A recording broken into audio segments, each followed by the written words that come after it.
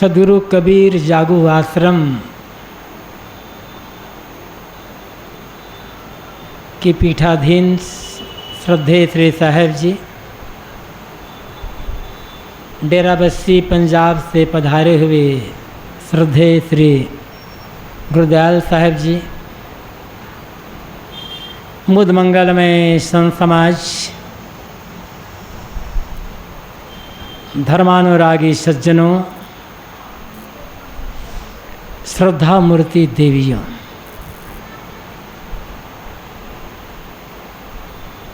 सदगुरु कबीर जागू आश्रम शिवपुर वाराणसी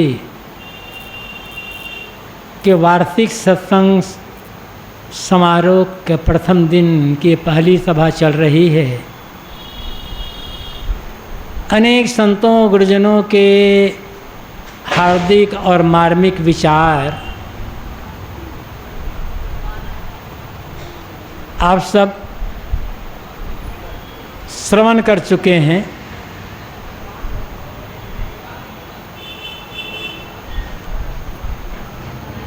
मानव जीवन की विशेषता और मानव जीवन की सफलता किस बात में सन्निहित है, संतों ने, महात्माओं ने अच्छी तरह से खोल करके बता दिया है। थोड़ी सी चर्चा मैं करूंगा।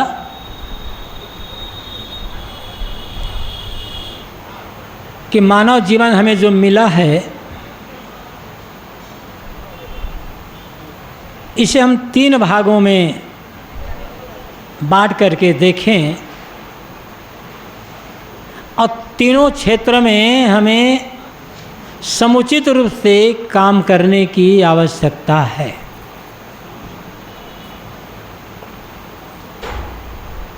पहला क्षेत्र है मजबूरी, दूसरा क्षेत्र है जिम्मेदारी और तीसरा क्षेत्र है उद्देश्य, प्राप्तव्य, मंजिल, गंतव्य, कुछ भी कह लें।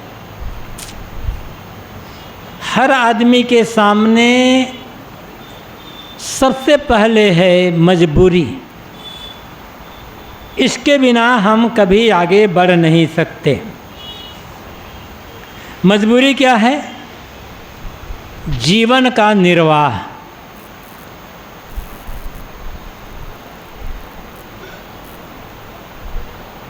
निर्वाह में 3 चीज़ें हैं: भोजन, कपड़े और निवास।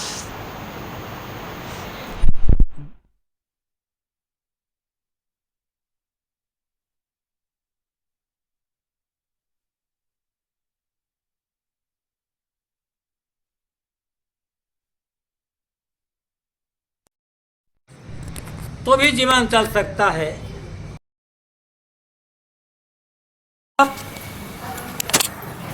तब तो जीवन जीना असंभव। किंतु भोजन आकाश से टपक करके तो आएगा नहीं। उसके लिए आदमी को अपनी श्रेणी, शक्ति, योग्यता के अनुसार परिश्रम, पुरुषार्थ करने की आवश्यकता है।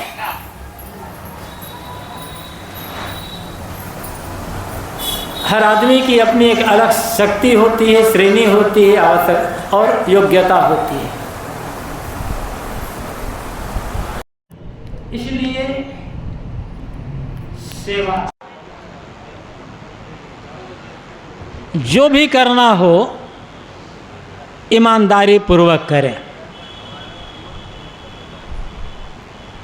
आप खेती करते हो, नौकरी करते हो, व्यापार करते हो, मजदूरी करते हो या कुछ भी करते हो, अपने काम को जब पूजा समझ करके करेंगे, ईमानदारी से समर्पित होकर के करेंगे, तो काम बढ़िया होगा और आपको अपने क्षेत्र में उन्नति बराबर मिलती चली जाएगी। सदगुरु कबीर ने क्या कहा है, जो कुछ करो तो पूजा। इतने समर्पित भाव से कर्म करने की आवश्यकता है कि हम जो कुछ भी करें वह पूजा बन जाए। और बात हो रही है तो आप लोग बात कर लें, तभी हम बंद करें।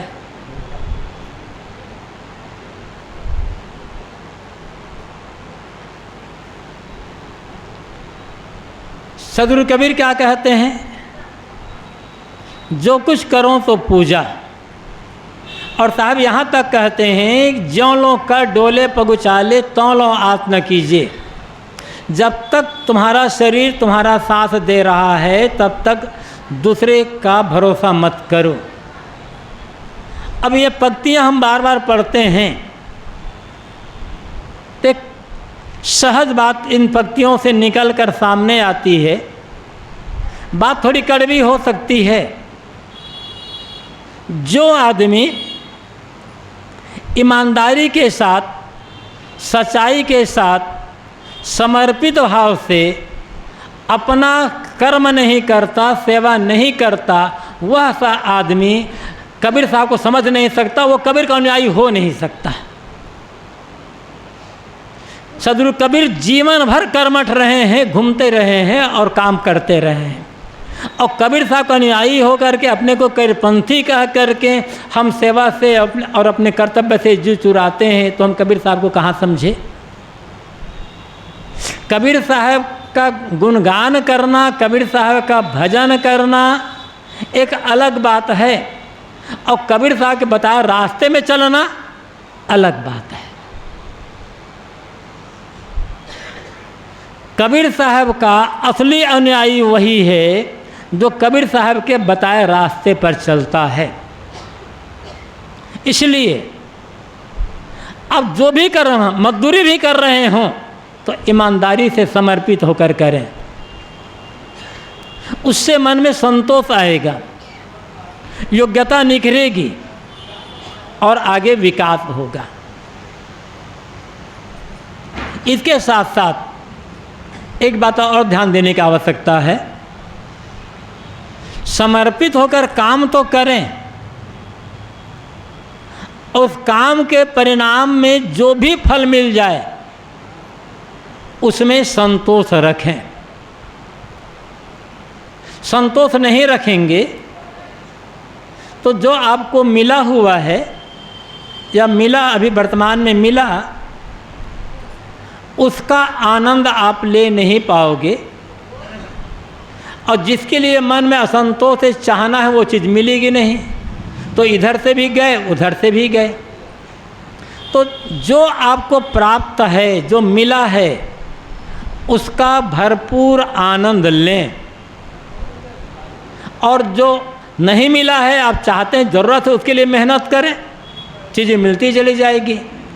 जो आदमी वर्तमान में संतुष्ट रहना, प्रसन्न रहना और खुश रहना नहीं जानता, वह आदमी जीवन में कभी प्रसन्न नहीं रह सकता, प्रसन्नतापूर्वक जीवन जी नहीं सकता। ये बात साधु के लिए है उतनी ज़रूरी है, ये बात उतना ही गृहस्थ के लिए ज़रूरी है। ये बात परिश्रम सेवा केवल गृहस्थों के लिए नहीं है, साधुओं के लिए भी उतना ज़रूरी है। और बिना सेवा किए, ईमानदारी पूर्वक अपने कर्तव्य का पालन किए, किसी का भी चित्त शुद्ध हो नहीं सकता है।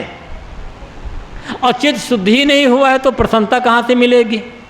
चित्त शुद्ध ही नहीं है तो आप साधना क्या करोगे। चित्त शुद्ध ही नहीं है तो ध्यान में बैठे तो रह जाओगे, ध्यान में लगेगा नहीं, अपने को धोखा दोगे और दूसरे को धोखा दोगे। इसलिए मजबूरी के क्षेत्र में कर्तव्य है, सेवा है, संतोष है, तब अंत में है प्रसन्नता। और उसका परिणाम क्या होगा, चित्त की शुद्धि। और चित्त शुद्धि में ही भजन साधना का काम हो सकता है। इसके बिना, चित्त शुद्धि के बिना कोई भजन, कोई साधना का काम होने वाला नहीं है। ललचाना छोड़ दें। ललचा ललचा करके अपने को छोटा ना बनाएं। ललचाने वाला आदमी कभी चैन पूर्वक जीवन जी नहीं सकता है। उसे लगता है ये चीज़ नहीं मिली, वो चीज़ नहीं मिली, जीवन बेकार। अरे जो चीज़ें मिली है उसका आनंद तो लो, क्या उसका महत्व समझते हो? इसलिए ललचाना बंद। और जब लालच अधिक बढ़ जाएगा, लोभ अधिक बढ़ जाएगा, तो बिना पाप किए रहेंगे नहीं। लोभी आदमी भीतर से इतना कमज़ोर हो जाता है कि वह कोई भी पाप करने के लिए तैयार हो जाएगा। और लोभ ऐसा पाप है जो सारे पुण्यों को खा जाता है। लोभ है जन्म गंवाइया पापे खाया पुण्य। इसलिए लोभ को पाप का बाप कहा गया है। इसके आगे चले तो जिम्मेदारी। हम अकेले नहीं रह सकते। गृहस्थी में तो अकेले रहा ही नहीं जा सकता। गृहस्थी त्याग कर जो विरक्त हो गए, साधु हो गए, वो भी अकेले कहाँ हैं। मठ में गए तो गुरु मिले, गुरु भाई मिले, आगे बढ़े तो शिष्य मिले, भगत मिले, प्रेमी मिले। साधु का परिवार तो बहुत बड़ा हो जाता है। साधु एक परिवार को छोड़ता है तो उसका कितना बड़ा परिवार हो जाता है। कुछ लोग कहते हैं ये साधु लोग बड़े निष्ठुर होते हैं। जिस माँ बाप ने जन्म दिया, पाला पोसा, लिखाया पढ़ाया, योग्य बनाया, उस माँ बाप के आँखों में आंसू ला करके लोग घर छोड़ देते हैं, बड़े निष्ठुर हो जाते हैं। बात तो सच है। कोई युवक जब घर छोड़कर साधु बनने के लिए आता है तो माँ बाप की आंखों में आंसू तो आता है। लेकिन एक बात याद रखिए, जब कोई साधु घर छोड़ करके निकला, उसके माँ बाप भाई बंधु के आंखों में तो आंसू आया। लेकिन यदि वो साधु सही रहते, साधु बन गया, तो अनेक माँ बाप के आंसू पोंछने का काम करता है। अनेक माँ बाप के हृदय को प्रसन्नता से, शांति से भर देता है अपने सुंदर व्यवहार से, ज्ञान से, उपदेश से, सन्मार्ग बता करके। तो साधु निष्ठुर नहीं होते, दयालु होते हैं। आखिर इतना बड़ा कार्यक्रम हो रहा है, निष्ठुर होते साहब अकेले रहते, अपने बनाते खाते। अब इतना बड़ा भंडारा करने की आवश्यकता क्या थी? साधु निष्ठुर होते ही तो ये घूम घूम करके प्रचार करते हैं, कभी ट्रेन में, बस में परेशानी झेल करके। इसकी आवश्यकता क्या थी? मैं ये कह रहा था कि हम कहीं भी रहें, अकेले नहीं रह सकते।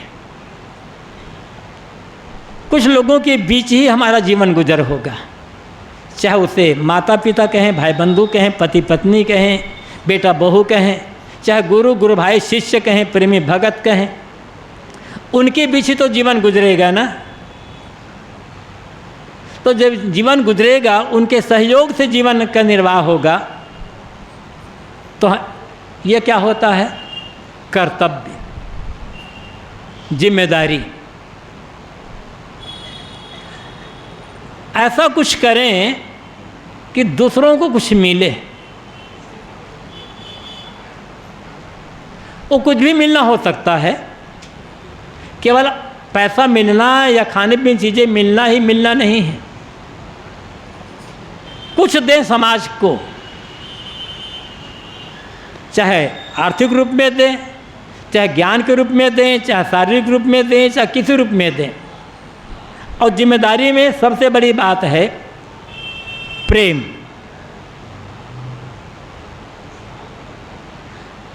किसी को कुछ दे सकें या ना दे सकें, प्रेम तो दे सकते हैं, मीठा व्यवहार तो दे सकते हैं, सेवा तो कर सकते हैं। लेकिन ये करते हुए अपेक्षा रहित जीवन, जो भी करें, साहब ने ये कहा है 2.5 अक्षर प्रेम का पढ़े तो पंडित हुए। प्रेम के 2.5 अक्षर को जो पढ़ता है वो पंडित होता है। तो प्रेम को पढ़ने का अर्थ क्या है? जीवन का सारा कर्म व्यवहार प्रेम पूर्वक। और प्रेम का अर्थ क्या होता है? केवल देना, पाने की इच्छा का त्याग करके देना। इसके लिए मैं ऐसा कर रहा हूं, तो मेरे लिए ये ऐसा करे, तो वहां प्रेम नहीं है, वहां व्यापार है, स्वार्थ है। हम कर दें, सामने वाला करना चाहे करेगा, नहीं करना चाहेगा तो नहीं करेगा। करने में खुशी माने। सबसे बड़ा परिणाम क्या जानते हैं? सबसे बड़ा फल क्या है? काम करते समय, प्रेम का व्यवहार करते समय, सेवा करते समय मन में जो प्रसन्नता आ रही है वो हमारा सबसे बड़ा लाभ है। और किसी भी काम को करते समय मन में प्रसन्नता कब आएगी? जब वो प्रेम पूर्वक हम काम करेंगे, तब प्रेम का व्यवहार करेंगे, तब चिढ़ करके काम करेंगे, कूड़ करके काम करेंगे, गुस्से में काम करेंगे या दिखावे में के लिए काम करेंगे, तो कभी मन में प्रसन्नता नहीं रहेगी। शरीर थकेगा, मन थकेगा और काम बढ़िया नहीं होगा, सामने वाले को भी प्रसन्नता नहीं मिलेगी। तो जो करे चाहना रहित छोड़ करके, और जहाँ चाहना है वहाँ प्रेम नहीं है। प्रेम जहाँ होगा वहाँ चाहना नहीं होगी। प्रेम जहाँ होगा वहाँ अहंकार नहीं होगा। प्रेम का अर्थ क्या है? अपना व्यक्तिगत स्वार्थ और अहंकार छोड़कर हम जो कुछ करते हैं वो प्रेम होगा। और जहाँ खुद का स्वार्थ है और अहंकार है, वहाँ प्रेम नहीं है, दिखावा है, व्यापार है। और दिखावा करने वाले आदमी को, व्यापारिक जो आदमी व्यापार कर रहा है, उस आदमी को सदैव शिकायत बनी रहेगी, उसका मन प्रसन्न कभी रहेगा नहीं। प्रसन्नता ये हमारे जीवन की असली पूंजी है। जीवन की 2 पूंजी, एक चित्त की निर्मलता और दूसरा चित्त की प्रसन्नता। यदि चित्त निर्मल है, चित्त कहो मन कहो, चित्त निर्मल है, मन हर समय प्रसन्न है और रात में आपको गहरी नींद आ रही है, समझ लेना मैं दुनिया का सबसे अमीर आदमी हूं। चित्त गंदा है, अशुद्ध मलिन है मन, हमेशा कुढ़ रहा है, चिंता में, भय में, तनाव में डूबा हुआ है मन। रात में सोते हैं, बराबर नींद नहीं आ रही है, अरबपति होकर भी आप महाकंगाल हैं, कुछ नहीं है आपके पास। कोई अरबपति है तो अच्छी बात है, लेकिन वो काम नहीं आएगा। अरबपति तो हैं, अरबों रुपये के मालिक तो आप बने हुए हैं, फिर दुखी क्यों हैं? फिर आपको बराबर नींद क्यों नहीं आ रही है? यदि अरबपति होने में जीवन का लाभ होता तो चैन से जीते, प्रसन्नता से जीते और रात में बहुत बढ़िया नींद सोते। लेकिन न मन में प्रसन्नता है, न मन में शुद्धि है, न रात में गहरी नींद है, तो अरबपति नहीं खरबपति बन भी गए तो आपको मिला क्या? कंगाल कंगाल ही रह गए ना। ये कंगाली समझ में नहीं आती। सब दिखावा में पड़े, सब दिखावा में पड़े हुए हैं। उसका इतना बड़ा मकान तो हमारा इतना बड़ा मकान क्यों ना हो, उसका इतना बड़ा व्यापार हमारा इतना बड़ा व्यापार क्यों ना हो, उसकी ऐसी दुकान हमारी दुकान ऐसी क्यों ना हो, उन्होंने ऐसी गाड़ी खरीदी हम उससे बड़ी गाड़ी क्यों ना खरीदें। बराबरी कर रहे हो ना, तो बराबरी करने वाला आदमी को जीवन में प्रसन्नता का अनुभव नहीं होगा। सब होड़ में पड़ा, सब दौड़ रहे हैं, सब दौड़ रहे हैं, सब दौड़ रहे हैं, और दौड़ ऐसी अंधी दौड़ है जिसका कहाँ कोई डेस्टिनेशन है ही नहीं, कोई मंजिल वहाँ है ही नहीं। बराबरी करना है ना, यदि आप चाहते हैं मैं उसके जैसा बनूं तो ज़रूर बनिए, लेकिन पैसा के मामला में नहीं, व्यापार दुकान के मामले में नहीं, पद प्रतिष्ठा के मामले में नहीं। वो ऐसा त्यागी है, मैं उससे बड़ा त्यागी बनूंगा। वो ऐसा बैरागी है, मैं उससे बड़ा बैरागी बनूंगा। वो इतनी सेवा करता है, मैं उससे ज़्यादा सेवा करूंगा। यहाँ बराबरी करिए ना, इतना देखेंगे जीवन में बहुत आनंद आ जाएगा। वो कितना विनम्र है, कितना क्षमाशील है, कितना झुक करके रहता है, कितना संतोषी आदमी है। मैं उससे पीछे नहीं रहने वाला हूँ, उससे आगे निकल कर दिखलाऊंगा। फिर देखिए जीवन में कितना आनंद आएगा। कभी आपने ऐसी बराबरी की है या ऐसी बराबरी करने वालों को देखा है? नहीं, उन्होंने इतना बड़ा मकान बनाया, हम उससे बड़ा मकान बनाएंगे। पैसा नहीं कहाँ लाओगे? चोरी करोगे कि बेईमानी करोगे कि घुसखोरी करोगे? अब कर तो लोगे, चैन से जियोगे। तो असली जीवन जीना आदमी जानता ही नहीं है। ये जीवन तो मिला है मानव जीवन, क्या सचमुच में मनुष्य बन करके जी रहे हैं? अभी साहब भजन गा रहे थे, मानव जन्म दुर्लभ है, दोबारा नहीं मिलेगा। इतना दुर्लभ मानव जीवन मिला है, क्या सचमुच में मनुष्य हो करके जी रहे हैं, मनुष्यता का काम कर रहे हैं? अकेले बैठकर ईमानदारी से विचारिएगा। मैं मनुष्य हूँ, लोग मुझे भगत कहते हैं, लोग मुझे पुजारी कहते हैं, लोग मुझे धार्मिक कहते हैं, लोग मुझे साधु महात्मा भी कहते हैं। तो क्या सचमुच में ऐसा व्यवहार, ऐसा आचरण, ऐसे कर्म मेरा है, ऐसा मन मेरा है? कभी अकेले बैठकर विचार किए हैं? नहीं किए हैं तो अब विचार करिएगा। और कहते हैं कि बड़े सौभाग्य से मनुष्य जन्म की प्राप्ति होती। सभी लोग का सब दुर्लभ तो कहते ही हैं। अनेक जन्मों के पुण्य कर्मों का संस्कार जब उदित होता है तब ये मानव जीवन की प्राप्ति होती है। अच्छी बात है। कितने कितने जन्मों के पुण्य कर्मों का उदय हुआ, तब आज हमें मनुष्य का जीवन मिला है, वो भी स्वस्थ शरीर मिला है, बुद्धि मिली है, सारी इंद्रियां सबल मिली है। और संत लोग क्या कहते हैं? ये जो मानव जीवन मिला है ये कल्याण के लिए मिला है, मुक्ति प्राप्ति के लिए मिला है। व्यापार, कोई भी व्यापार सफल तब माना जाता है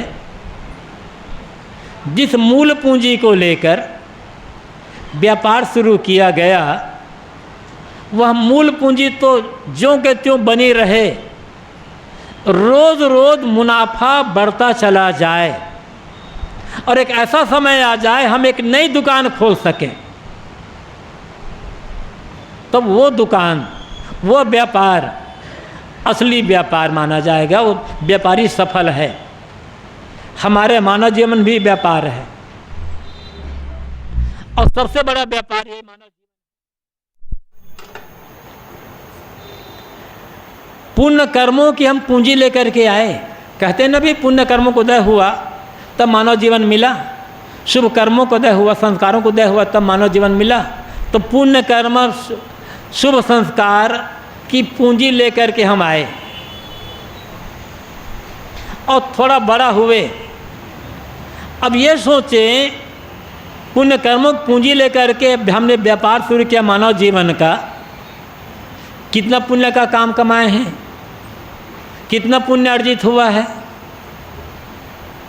और मैंने कहा था कि एक व्यापार शुरू किए, फिर इतना मुनाफा हो जाए कि हम उसके एवज में हम एक दूसरा व्यापार शुरू कर सकें। तो मानव जीवन तो मिला कल्याण के लिए, उसी के लिए हमें व्यापार करना है। कल्याण का काम तो नहीं कर सके, क्या इतना पुण्य इकट्ठा किया गया कि आपका मन गवाही दे रहा है, भले मैं मोक्ष का काम नहीं कर पाऊंगा, मुझे अगला जीवन आदमी का ही मिलेगा। आप कौन विश्वास दे रहा है, नहीं दिला रहा है आपको? आपके मन में विश्वास है कि मुझे अगला जीवन आदमी का ही मिलेगा? और यदि ऐसा है तो सचमुच में हम कोई भी हो, मनुष्य हो करके जी रहे हैं, और हमारे व्यापार जीवन, ये व्यापार हमारा सफल है। और मन गवाही नहीं दे रहा है, भाई मैं तो इतना पुण्य तो इकट्ठा नहीं कर सका, फिर तो मुझसे मनुष्य जीवन मिले, तो समझ लेना इस जीवन व्यापार पूरा का पूरा घाटे में जा रहा है। फिर भी अहंकार इतना है अपनी बुद्धि का, हम बड़े बुद्धिमान, हम बड़े ज्ञानी, हम बड़े विद्वान, हम बड़े साधु, हम बड़े महात्मा, हम बड़े पुजारी, हम बड़े धार्मिक। एक काम नहीं आएगा बंधुओं। लोग हमें क्या कहते हैं ये काम नहीं आएगा, भीतर हमारा मन क्या कह रहा है वो काम आएगा। और यही है उद्देश्य। कमाना, खाना, शादी विवाह कर लेना, पैसा इकट्ठा कर लेना, ये मजबूरी है। जिनके साथ रहते हैं उनकी सेवा करना, उनके साथ सुंदर व्यवहार करना जिम्मेदारी है। उद्देश्य क्या है? उद्देश्य यह है कि इसी जीवन में सारे बंधनों को काट करके कल्याण की प्राप्ति। अब कल्याण मरने के बाद होगा, तो देखा किसने है? जिनका शरीर छूट गया वो तो बताया नहीं कि मेरा कल्याण हो गया, और हम जीवित हैं तो हमें मालूम नहीं है कि उनका कल्याण हुआ या नहीं हुआ। तो कल्याण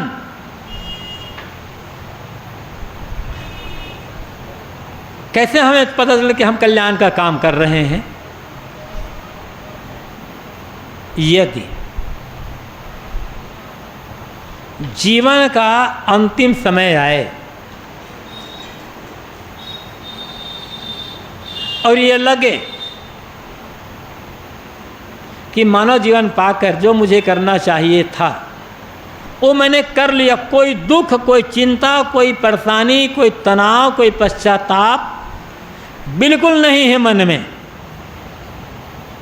एकदम प्रसन्नता, आनंद, आह्लादित मन, समझ लेना कि मैंने मानव जीवन जो पाया था वो काम पूरा कर लिया, अब मेरा कल्याण हो जाएगा। यहाँ स्थिति क्या है? मौत का नाम सुनते ही हम कांप जाते हैं।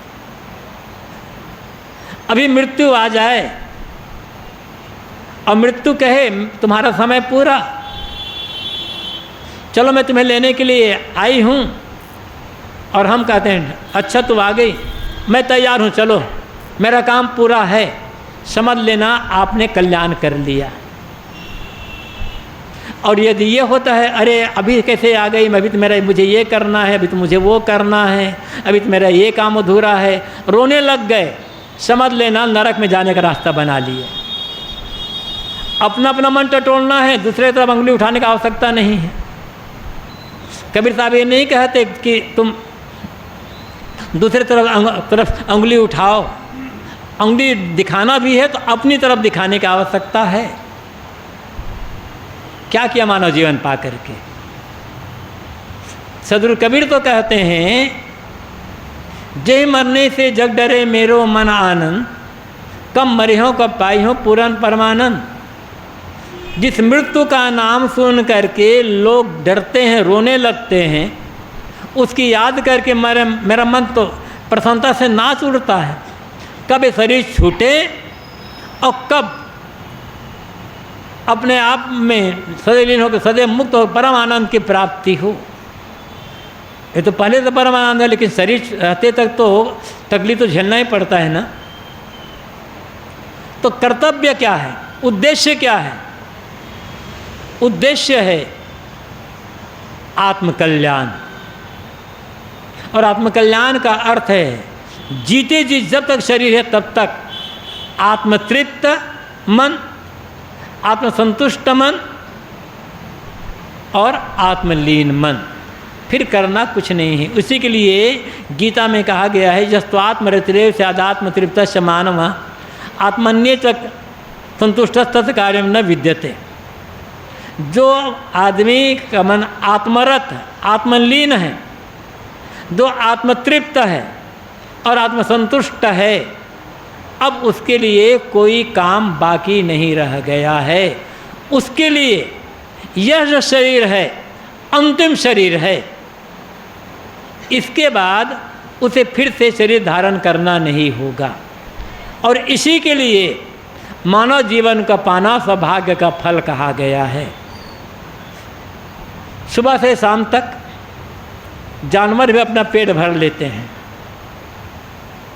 समय आने पर पशु पक्षी भी बच्चे पैदा कर लेते हैं और उन्हें पाल पोस भी लेते हैं।